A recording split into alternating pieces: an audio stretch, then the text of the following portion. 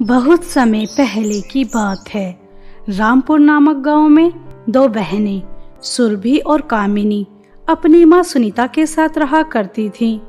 सुरभि और कामिनी की माँ एक छोटी सी बेकरी चलाया करती थी।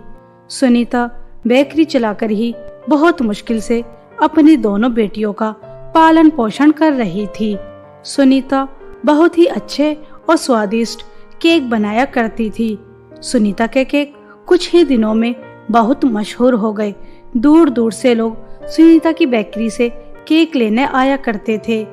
एक दिन सुनीता की बेकरी पर एक बहुत ही धनवान महिला आती है और वह सुनीता से कहती है, अरे मैंने तो तुम्हारे केक के बारे में बहुत सुना था और इसी वजह से मैं बहुत दूर से आपको केक का ऑर्डर देने आई हूँ, लेकिन आपकी तो बहुत छोटी बेकरी है, आप मेरा ऑर्डर पूरा नहीं कर पाएंगी। नहीं नहीं बहन जी, मेरी बेकरी भले ही छोटी है, लेकिन आप मुझे अपने ऑर्डर के बारे में बताइए। आपको कितने केक चाहिए? मैं पूरी कोशिश करूंगी। 10, 20, आखिर कितने केक चाहिए आपको? अरे नहीं, 10-20 नहीं, मुझे पूरे 200 केक चाहिए। मेरे बेटे का जन्मदिन है और मैं अपने बेटे का जन्मदिन बहुत धूमधाम से मनाती हूँ, इसलिए मुझे 200 केक अलग अलग वैरायटी के चाहिए। क्या तुम दे सकती हो? वैसे मैं यहाँ कभी नहीं आती। एक बार मेरा बेटा आपकी बेकरी से केक खा कर गया था, तभी से उसने जिद पकड़ रखी है कि वह आपकी बेकरी से ही केक मंगाएगा। देखिए बहन जी, थोड़ा मुश्किल है लेकिन नामुमकिन नहीं। मैं मेरी दोनों बेटियों के साथ मिलकर आपके बेटे के जन्मदिन के लिए 200 केक अलग अलग वैरायटी के बनाकर समय पर आपके घर पहुंचा दूंगी। आप चिंता ना करें। ठीक है, तो ये लीजिए एडवांस पैसे। कल तक 200 केक पहुंच जाने चाहिए। वह धनवान महिला सुनीता को एडवांस पैसे देकर चली जाती है। सुनीता बहुत ही खुश होती है और अपने घर जाकर सुरभि और कामिनी से कहती है, सुरभि और कामिनी, तुम्हें पता है मुझे बहुत बड़ा ऑर्डर मिला है, वो भी 200 केक बनाने का। देखो मेरी प्यारी बच्चियों, आज तो तुम्हें मेरी मदद करनी ही होगी, क्योंकि मैं अकेली 200 केक नहीं बना सकती। हाँ हाँ, क्यों नहीं माँ, हम आपकी पूरी मदद करेंगे। आप हमारे लिए कितना करती हैं? क्या हम आज आपकी थोड़ी सी मदद नहीं कर सकते? हम केक बनाने में आपकी जरूर मदद करेंगे, क्यों कामिनी? हाँ जरूर माँ, 200 केक, इतने सारे, आपको तो बहुत ज्यादा पैसे मिले होंगे। अब आप मुझे बहुत अच्छे अच्छे ड्रेसेस दिलाना और बहुत सुंदर सैंडल भी। बहुत दिन हो चुके हैं फटे पुराने कपड़े पहनते हुए। हाँ हाँ, क्यों नहीं मेरी प्यारी बच्चियों, मैं तुम्हें बहुत सुंदर ड्रेसेस और सैंडल भी दिलाऊंगी और खिलौने भी। बस समय पर यह केक बनकर चले जाएं। अगर ऐसा नहीं हुआ तो मेरी बच्चियों, बहुत बड़ा अनर्थ भी हो सकता है। नहीं नहीं माँ, ऐसा कुछ नहीं होगा। हम आपको नहीं जानते और फिर आपकी दोनों बेटियां भी तो हैं। चलो अब जल्दी से हम काम पर लग जाते हैं, वरना बात करते करते समय बीत जाएगा और केक भी नहीं बन पाएंगे। ऐसा कहकर तीनों माँ बेटी हंसने लगती हैं। इन तीनों की बातें पड़ोस में रहने वाली सरोजिनी सुन लेती है, जो हमेशा सुनीता की बेकरी और उसकी कामयाबी से जल रही थी। सरोजिनी अपने घर जाकर आग बबूला हो जाती है।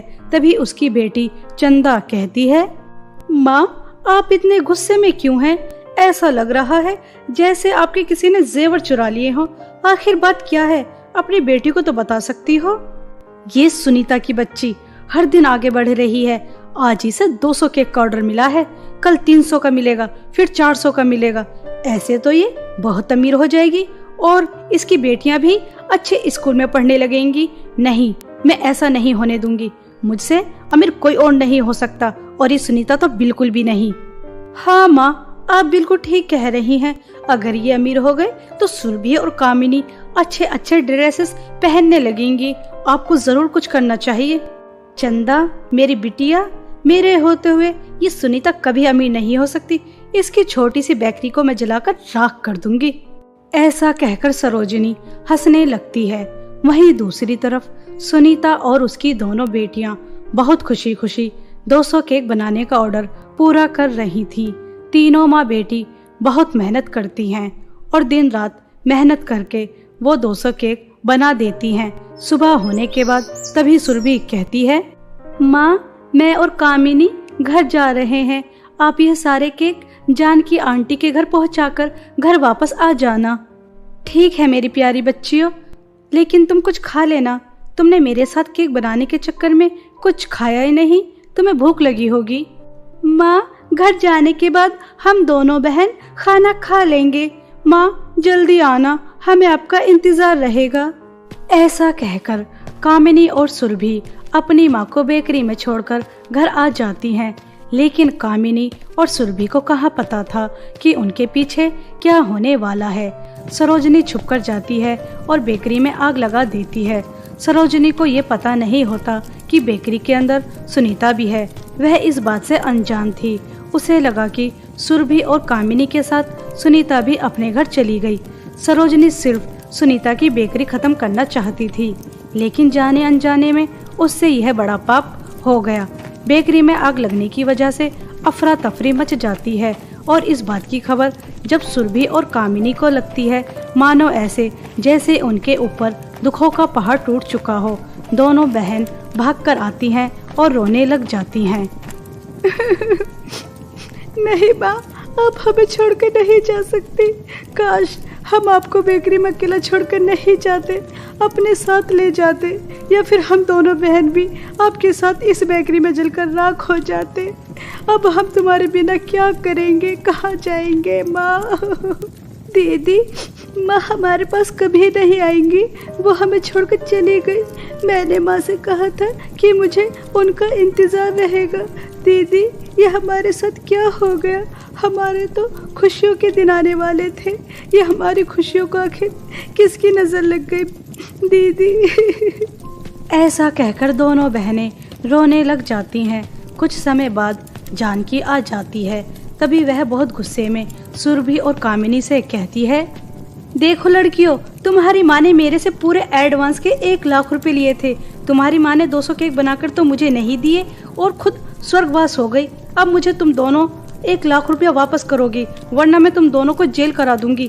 मेरी बात समझ रही हो ना? आंटी जी, हम लोग गरीब हैं। मेरी माँ छोटी सी बेकरी चलाया करती थी और हमारा पालन पोषण किया करती थी, लेकिन अब तो हमारी माँ हमें छोड़कर जा चुकी है और हमारी बेकरी भी जल चुकी है। हमारे पास 1 लाख रुपया कहाँ से आए? वो तो सब केक बनाने में खर्च हो गए। हमारे पास 1 भी रुपया नहीं है आपको देने के लिए। देखो लड़कियों, मुझे कुछ नहीं पता।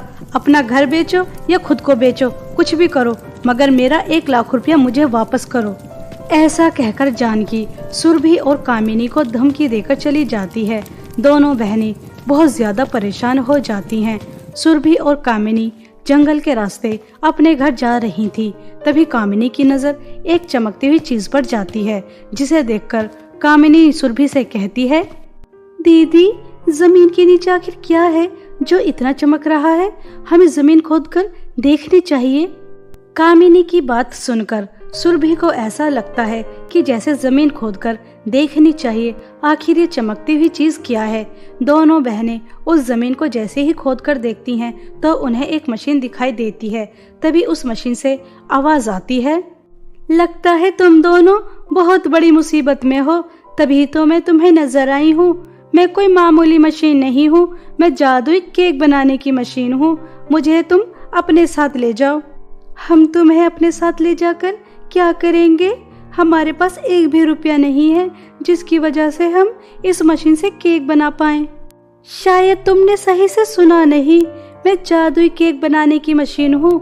मेरे अंदर कुछ भी नहीं डालना पड़ेगा, सिर्फ एक बटन दबाओगी, अलग अलग तरह के केक और पेस्ट्री निकल कर आ जाएंगे। तुम्हें कुछ भी नहीं करना पड़ेगा। जादुई केक बनाने वाली मशीन की बातें सुनकर दोनों बहन बहुत खुश हो जाती हैं और उसे अपने साथ घर ले जाती हैं। और जैसे जादुई केक बनाने वाली मशीन कहती है, बिल्कुल वैसे ही करती हैं। जैसे ही एक बटन दबाती हैं, तभी बहुत सारे अलग अलग वैरायटी के केक और पेस्ट्री निकल कर आ जाते हैं, जिन्हें देखकर कामिनी सुरभि से कहती है, दीदी, हमें जादुई केक बनाने वाली मशीन से 200 केक तुरंत बनाकर उस दुष्ट जानकी के घर पहुंचाने होंगे। हमारी माँ की बेकरी का नाम भी खराब नहीं होगा। कामिनी की बातें सुनकर सुरभि बहुत खुश हो जाती है और वह उस जादुई केक बनाने वाली मशीन से तुरंत 200 केक बनाती है और वह जानकी के घर पहुंचा देती है। केक बहुत ही ज़्यादा स्वादिष्ट होते हैं, जिसकी वजह से सुरभि और कामिनी का बहुत नाम होता है। कुछ समय बाद सुरभि और कामिनी अपनी माँ के नाम से एक बेकरी खोलती हैं और जादुई केक बनाने वाली मशीन से केक बनाया करती थी और उस बेकरी पर बेचा करती थी। कुछ ही समय में दोनों बहनें पूरे गांव में सबसे ज़्यादा अमीर हो जाती हैं और खुशी खुशी अपना जीवन बिताती हैं। वहीं दूसरी तरफ सरोजनी और उसकी बेटी हाथ मलती रह जाती हैं